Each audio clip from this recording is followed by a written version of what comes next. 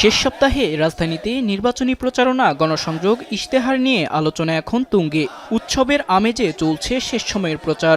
ভোটারদের দ্বারে দ্বারে গিয়েছেন, তাদের প্রত্যাশার কথা শুনেছেন প্রার্থীরা, দিচ্ছেন নানা আশ্বাস। ঢাকা ১১ আসনে নির্বাচনী গণসংযোগ চালান মির্জা আব্বাস। প্রচারে নির্বাচনে কারচুপির মাধ্যমে ফল পরিবর্তনের শঙ্কা প্রকাশ করেন তিনি। একই আসনে প্রচারণা চালান ১১ দলীয় জোটের প্রার্থী নাসির উদ্দিন পাটোয়ারি। অভিযোগ করেন, বেশিরভাগ আসনে সন্ত্রাসী ও চাঁদাবাজদের মনোনয়ন দিয়ে পরিকল্পনা বাস্তবায়ন করছে বিএনপি।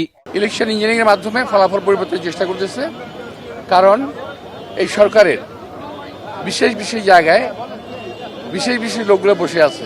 সন্ত্রাস থাকাকালীন, চাঁদাবাজ থাকাকালীন কোনো কম্প্রোমাইজ হবে না।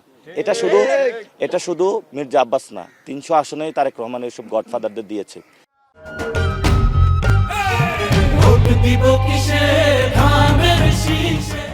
ঢাকা ৪ আসনে প্রচার চালান জামায়াত প্রার্থী সৈয়দ জয়নুল আবেদিন। বলেন, তার দলই নারীদের নিরাপত্তা নিশ্চিত করতে পারবে। ঢাকা ৯ আসনের প্রচারে বিএনপির প্রার্থী হাবিবুর রশিদ হাবিব বলেন, দিন বদলে যারা কাজ করবে তাদেরই দেশের নেতৃত্বে আনবেন ভোটাররা। আমরা যারা এই প্রার্থী হয়েছে, আমরা সবাই সেবা দিতে এসেছি, আমরা সবাই দায়িত্ব পালন করতে এসেছি।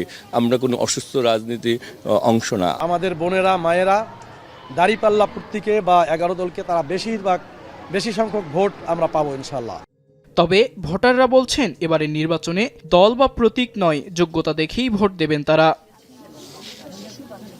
রাব্বি আল রাহিদ, এখন, ঢাকা।